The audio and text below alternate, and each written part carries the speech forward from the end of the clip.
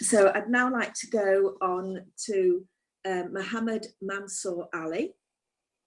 Now, Dr. Muhammad Mansur Ali is a lecturer in Islamic studies at the University of Cardiff. He has two main research interests: Hadith studies and practical theology. He's a frequent guest on British Muslim TV. He's also an imam at a local mosque on Fridays and an expert report writer for court cases. Pertinent to today's topic, Mansur has conducted considerable research on Islamic biomedical ethics, with a particular focus on Islam and organ donation. In 2013, his research project was Our Bodies Belong to God, the Human Transplantation Act, 2013, and Cardiff Muslims' response to it. In 2018, he spoke at an international conference in Australia on organ transplantation in Islam. And last year, he spoke at an online conference entitled Between and Betwixt: Islam, Brain Death and Organ Donation.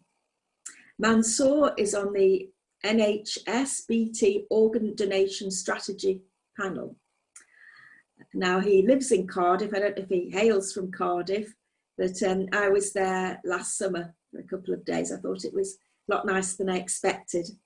And I don't know who Mansur supports, but not that it's particularly relevant, but hopefully it's not Manchester United. Anyway, over to you, Mansur, and we'd like to hear about this topic from an Islamic perspective. Thank you, Mansur. Good evening, everyone. Thank you very much for inviting me. Before I proceed, if you can hear a northern twang in my accent, that's because I am bona fide born and bred in Oldham. I'm actually speaking from Oldham now. So I moved to Cardiff 10 years ago because of my work. I'm actually an alumni from Manchester University, and unfortunately it's Manchester United. Okay, so today I would just like to talk to you a bit about my research. So I got interested in the topic of organ donation and Islam back in 2013, when the Human Transplantation Act was, they were discussing the Human Transplantation Act in Wales. And the Human Transplantation Wales Act 2013 became law on the 1st of December 2015.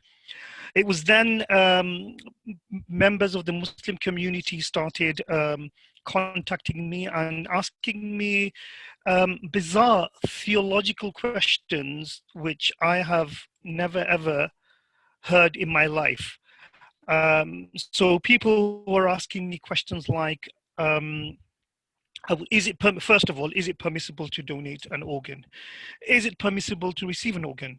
Is it permissible to donate to non-Muslims? Is it permissible to receive from non-Muslims? If I donate my organs, for example, if I donate my cornea, eyes after death, and if the recipient was to watch pornography or commit some other sins, but that, would I be sinless? Would I be resurrected organless in front of God? So all of these kind of very deep theological questions that people started asking me, and I didn't know the answer to these questions. So I decided to research the topic, and I've kind of just last year finished researching this topic, and currently I'm writing a book on Islam and organ transplantation. So that's how I got interested in this topic.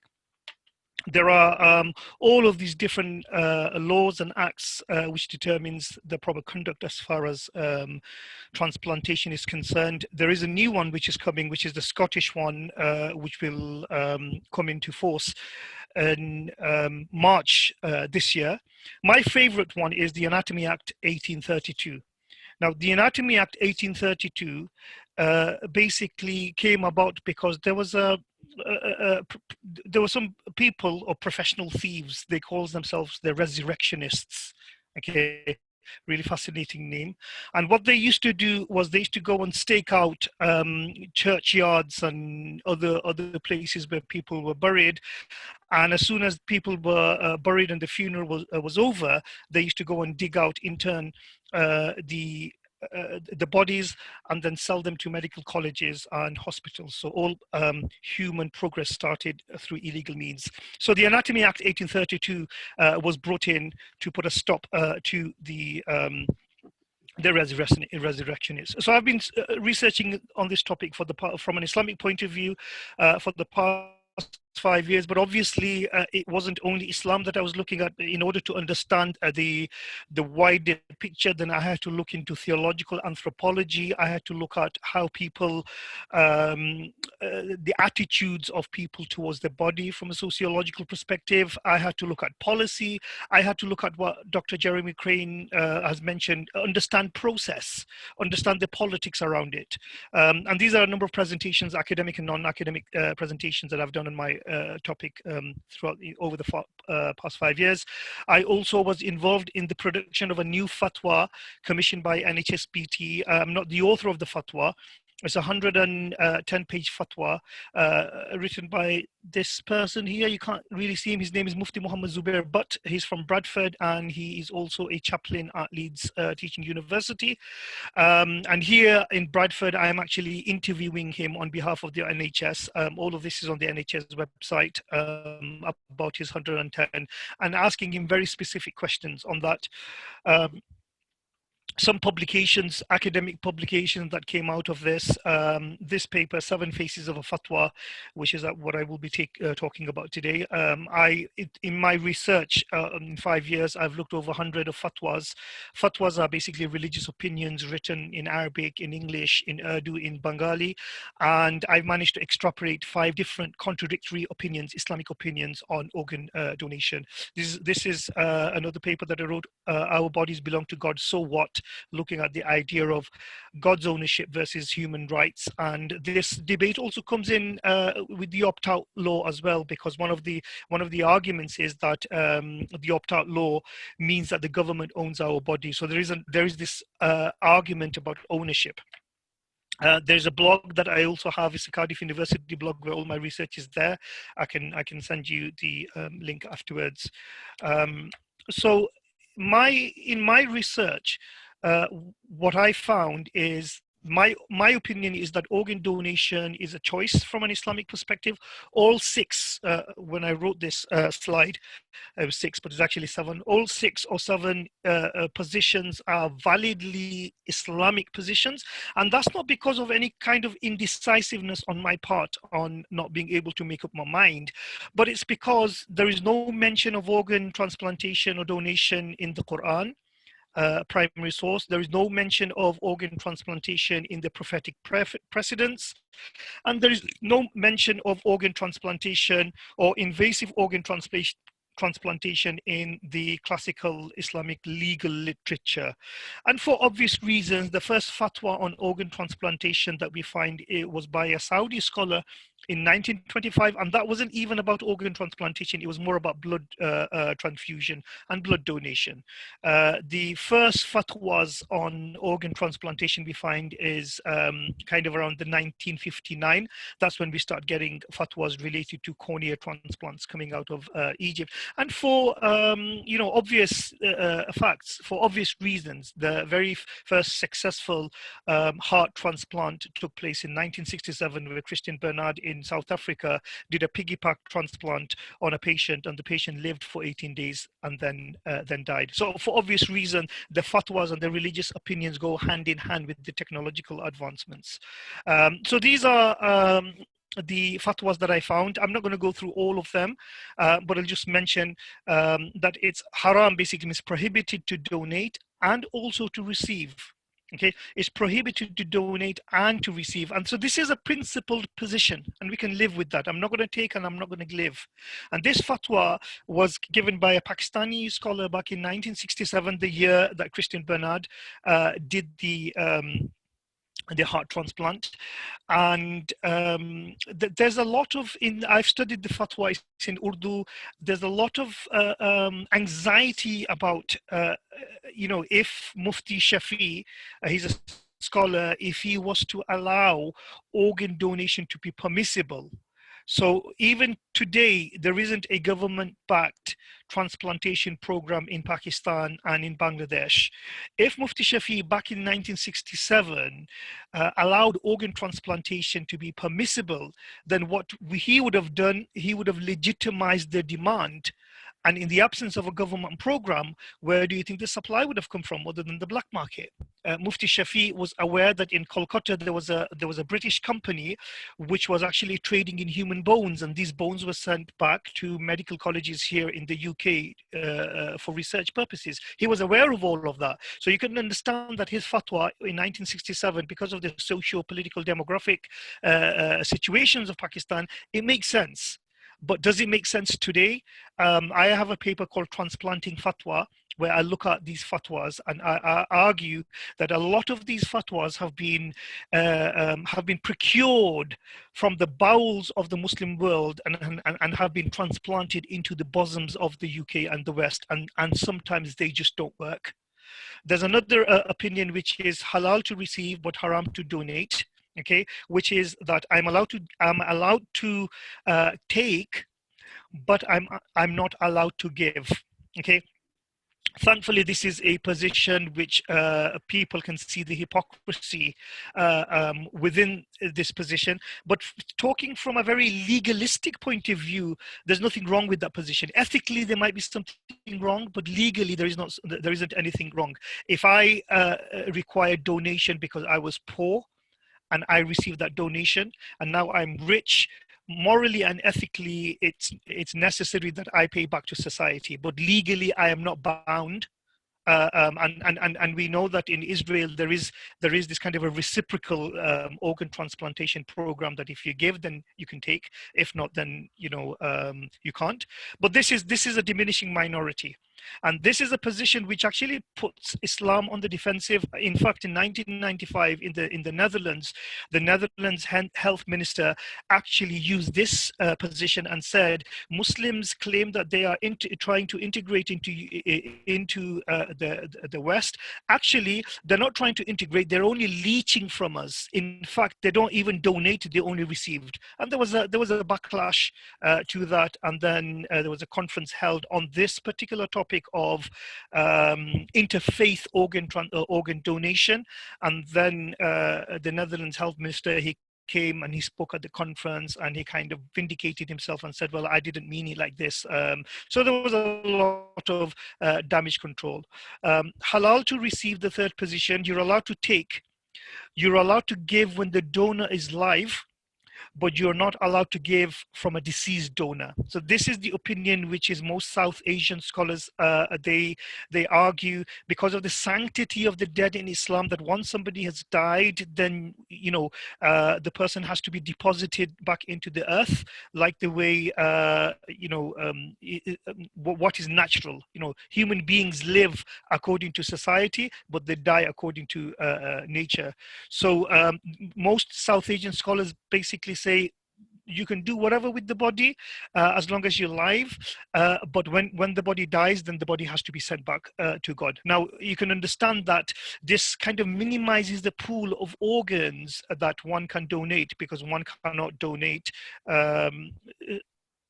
Okay, so the third position is that once the person is dead, then there can't be any intervention. This person belongs to God now, and we need to give him. And any kind of invasive intervention will go against the dignity of a human being that Islam has afforded the human being. It doesn't matter which religion that human being is from.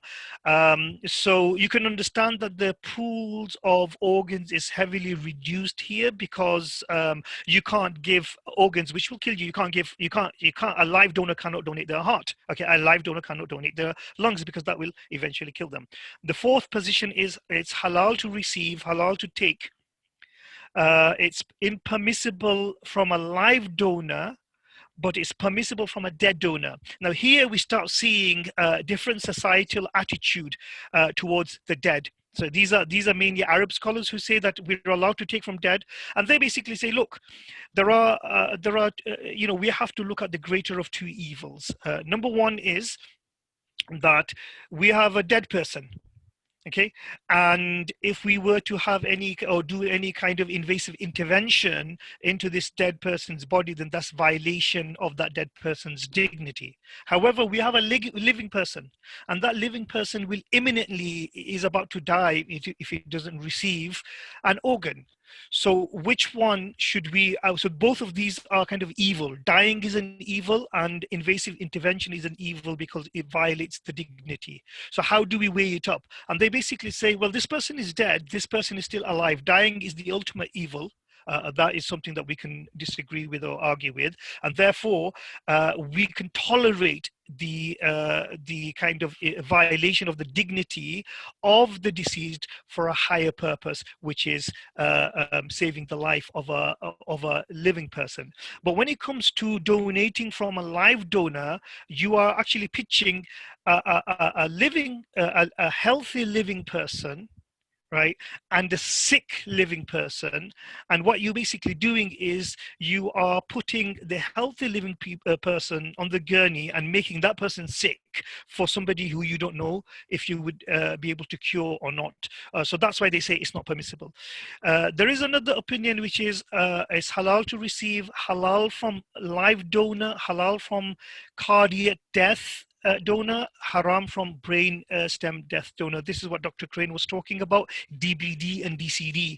So this opinion basically says that you're allowed to take from one person can give when they're living, and they can also give if they had a DCD, death determined using circulatory criteria, but not from brain death, not from DNC, death determined using neurological criteria. Now, this opinion is basically a bottleneck opinion. There is no way around it, and this is where most of the problem or most of the kind of loggerhead lies. Although in nearly every single country in the West, or every single country in the West, clinical death or brain death or whole brain death or brain stem death is seen as legal death. But is legal death Islamic death? Now, the problem is that these scholars basically say, no, you have to keep somebody on a machine, you have to pump, blood through them, you have to, the person is warm, the person also has somatic activities, the person's hair grows. There are signs where there are also cases where a woman has given birth in a situation like that. And also we have cases, for example, in the 2013 Jahai Makmath case, where 3 people have said that this child of 15-year-old was declared brain dead, but actually she came out of her brain death. So because there is a lot of confusion around that, these people basically say, look, we know that the brain death person is completely near death and will never ever come back to a healthy living again, but that doesn't mean that the person is dead. Is still alive, and therefore we cannot enact death-related activities, on that person. This is where the bottleneck is. And the 6th position, which is halal to donate and halal to receive. It doesn't matter what type of donor it is it dead donor, living donor, DNC, DBD, DCD. So my opinion here is that all of these opinions are valid Islamic opinions. We cannot say that this is the Shari'i opinion for the very fact that we don't have clear guidance in the Quran and in the prophetic tradition on this issue. What we do have is we have abstract concepts. So for example, we have abstract concepts related to the dignity of the human being. وَلَقَدْ كَرَّمْنَا بَنِي آدَمَ. God says we have dignified the human being. Now, how is that dignity to be concretized?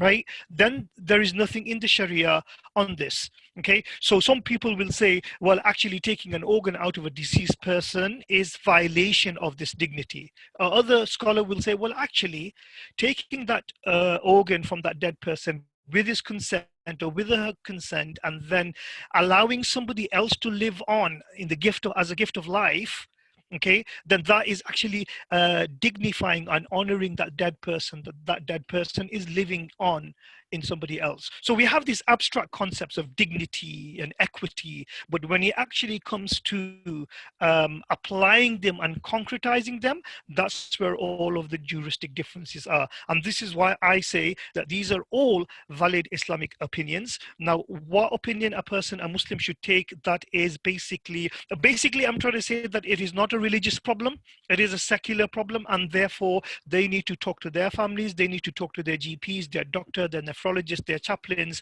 and come up with a solution which is best for them. As far as the religion is concerned, whichever position you take, you will not be there will not be any moral culpability or repercussion on that person.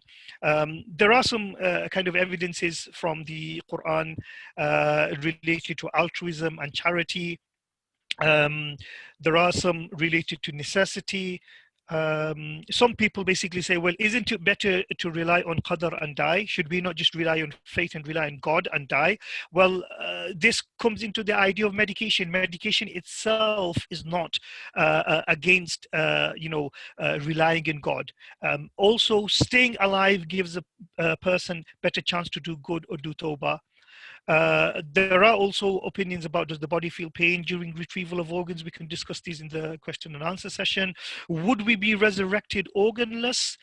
Why this question arises is because we find in the Quran that on the day of judgment, God will put a stop to our mouths and will ask our body parts in the day of judgment to witness to what we did. And our hands and our feet and our eyes and everything will witness to the good that we did and the evil that we did. Now, some people take this and they say, well, and also in the prophetic tradition, it says that the womb will be personified as a person and will witness to God about what happened to the womb, and what happened to, by womb means relationship. So especially some people get very irked when we talk about uterine transplant. So this is why this question arises. But my answer to this is that when we are talking about the hereafter, and when we are talking about limbs, different body parts talking, we are already defying the laws of logic. We are already defying the laws of physics. Then how can we apply scientific and logical explanation to this? How can we say that, oh, if an organ of mine is missing, then on the day of judgment, it won't be able to give witness because it will be missing? Well, I mean, the question is that when we are resurrected from a theological point of view, is it this body that will be resurrected, right? 15 days in the soil and this body is completely decomposed. So what is the nature of that body? So again, people are trying to be very scientific on something which is which defies the laws of logic, and also in the akhirah, in the hereafter, we will not need any internal organs. So nobody can see the internal organs. So these are some of the questions that arise. I think I'll stop there, and I'll let the next speaker, esteemed speaker, speak. Is that okay? I can take more questions.